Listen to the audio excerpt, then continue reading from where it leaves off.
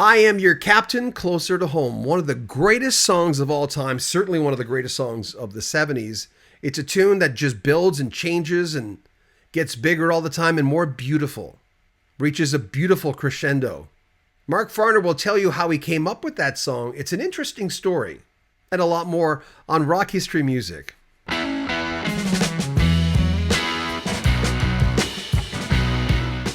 Speaking of prayer comes up, you prayed for Closer to Home, I'm Your Captain. That's one you prayed for. Did you know at that point, were you solidified in your faith enough to know that you'd get something? Where were you at when you asked for it? No, brother. Back then I prayed because my mother showed us to pray, and I prayed for the fire insurance.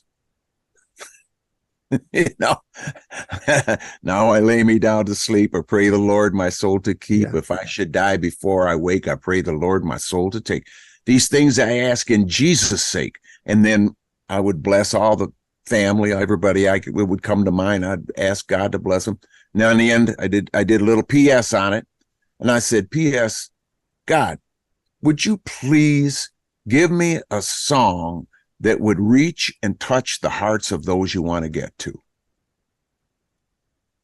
I did not have a clue that was an answer to prayer when I got up and wrote that song. I was not in a conscious state of mind. I was in a semi-conscious state, somewhere suspended between heaven and earth. I was there, and I think all songwriters go there, and we bob for songs as they're going by. And I started writing the words, and it sounded crazy to me as I'm going, but I knew better. Something within me, I was reluctant to go back to the top and start reading. Like songwriters, we'll write a verse, and then to link it together, we'll write a second verse that goes with that first verse. So there's an order to things, and we say it in such a way, and we might take verse 3 and swap it out with verse 2 after we get done, because there's an order that it has to go in. But I knew better than to go back to the top and start reading that song again, brother. I had to stay with it. And by the time I finished the last words, I was so exhausted. It was like I couldn't hardly stay awake anymore. And I just put this steno pad I had, I put it back on the nightstand. I grabbed that sheet. I threw it back over me, and I was gone, man, like a turkey through the corn the day before Thanksgiving, man. I was out. You put it all out there. Yes. Until the morning when I got up and grabbed my guitar in the kitchen. I had a George Washburn that was a fine instrument, and it was an American-made acoustic guitar, and I started playing. I said, oh, that's kind of cool. And so I go, and I reach over and grab this C. I was going for the G, and I went short and grabbed a C instead. I'd never heard this C. I didn't even know it existed till I played it, but it had a nice chime to it. The harmonics rang out, and then that kitchen, kitchens are great to jam in with an acoustic guitar. And I'm looking at the horses out in the pasture. I got a coffee on the table, man. Things are great. And when I hit that, it was like, those words, maybe it's a song. I go get them, and I start playing, and I recorded it on my little Sony. I hit the red button on that cassette recorder, and there I played it. And I took the song to rehearsal that day and played it for Don and Mel. And we put that song together that day, assembling, when that, am I in my cabin dreaming, that it had to have a breakdown. People say that song sounds like it was 3 different songs that you put together. Well, it was. I mean, It was just the way it happened.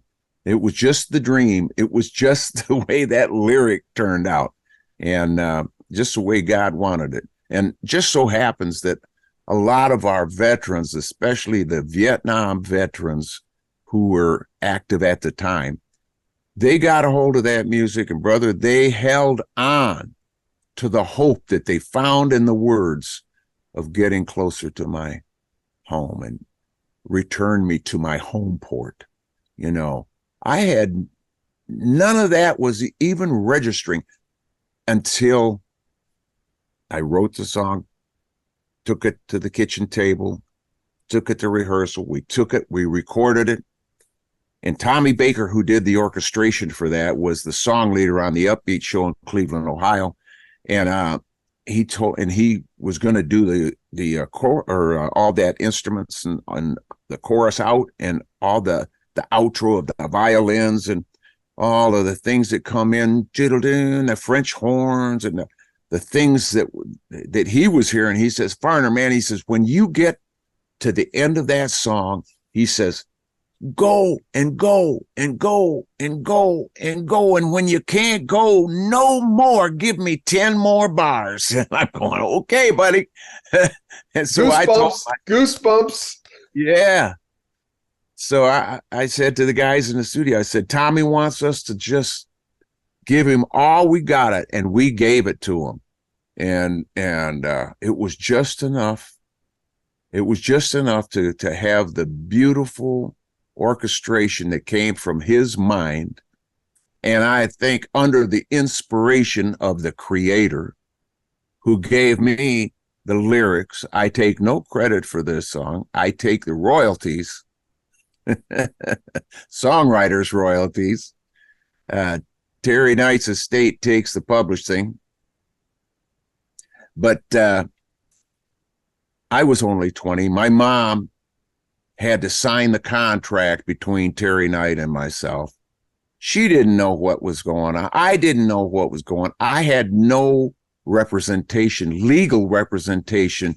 And that's where young musicians make their mistakes. They need to have an attorney. Even if they can't afford one, they need to get somebody who is in their court representing them so that they don't get taken advantage of the way we got taken advantage of. I'm your captain closer to home. Of course, I've got to ask you about that song's come full circle now again. Yeah, well, it's in 4/3/2 now. It's in the key that it needed to be in the first place. And I played the bass on it, the guitar. Josh Egan made a tempo map of the original, because back then we had no click tracks. Yeah. We played to the drummer. Ain't that funny? I mean, you're just playing to a drummer. You're humanizing things. Yeah.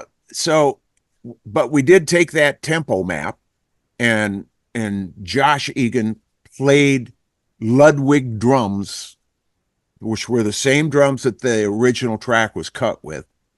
And he played the drum part, and we played all the rest of the parts. I played the bass, the guitar. We did, tracked it at Slaughter Studio, and we used a keyboard that was, very orchestral sounding and had the strings, patches and stuff. And we just tried to emulate, because rather than try to put a band, together, a symphony, try and get them to play in 4/3/2, that's another thing. Ooh, they're going, no.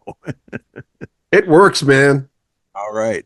Well, speaking of that, I'm kind of curious, when you were growing up, were your parents plugged into what was going on? My dad, World War II veteran, tank driver in the 7th Armored Division, returned home with 4 bronze medals. He was in 4 major battles, and he lived to come home and work as a fireman in the city of Flint, Michigan. And I remember walking behind him, brother. Him and my Uncle Woody were out bird hunting, ringneck pheasant. And I'm back behind him because I would just tag along, because I love to be with him.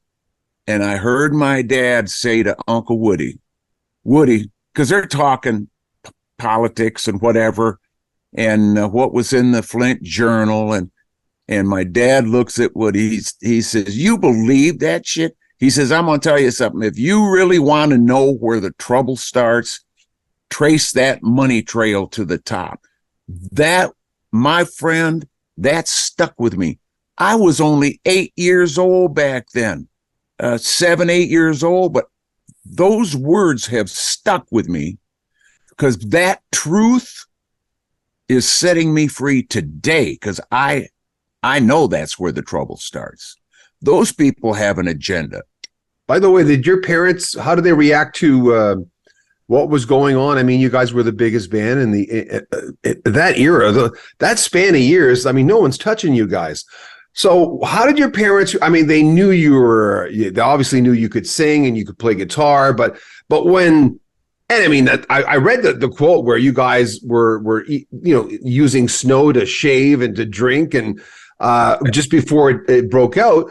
But after that, we'll get to that in a second, but after that, when you couldn't turn a corner without hearing about you guys, how did they react? Well, my dad died when I was 9 years old. My father. Oh, sorry. Yeah. Frederick Farner. And my mom remarried about 2 years after that to Reginald Russell Fortune, a great guy from Flint, Michigan. And I brought my mom and Pedge, which was his nickname because his brother couldn't say Reginald. He called him Pedge. So my mom, Betty, and Pedge came to New York City to watch us at Madison Square Garden. We were doing 3 shows back to back, all sold out, for the Phoenix House, which back then we just felt like we were compelled to help them rescue a lot of the Vietnam veterans that were coming home that were hooked on heroin. A lot of them, man, they were, just down and out. So with the money that we raised, over $500,000, we started 7 Phoenix houses in New York City. And my mom and my stepdad, Pedge, were there. And it was my mom, after the show, she came up to me. She had tears running down her face. She said, "Son, you're doing so good. I am so proud of you and what you guys are doing for the veterans. Oh my God, your dad would just go through the roof with joy." And that made me cry, buddy. And it's almost got me right now. Yeah. Well, considering where your dad came from, I mean, he was obviously a great man, and there you are, repaying the service, Yeah, man. That's the way it's done. We're an American band 50 years. We've talked about this last time, the fact that, the band's doing the 50-year thing of that album. Going into that record, what's your recollection of at that point? 1973, it was like a year of Dark Side of the Moon, Goodbye Yellow Brick Road. There was so many albums out there. Yeah. Well, back then, of course, the music, people ask me, what is the biggest difference between the music then and the music nowadays? Well, I don't listen to the radio. I don't watch TV. I mean, I kind of stay away from what's happening now because it's all digitized. It's played to a click track. It's synchronized. When you make a mistake, or if the drummer's playing a little bit behind, well, you can quantize that shit and fix it, brother. The robot will play it for you perfectly. I'm not into that. The music then had an honesty to it that the music today lacks. I'm just talking the sound, where it's coming from. Back then when the drummer sped up or slowed down, It was in the grooves. It was accepted.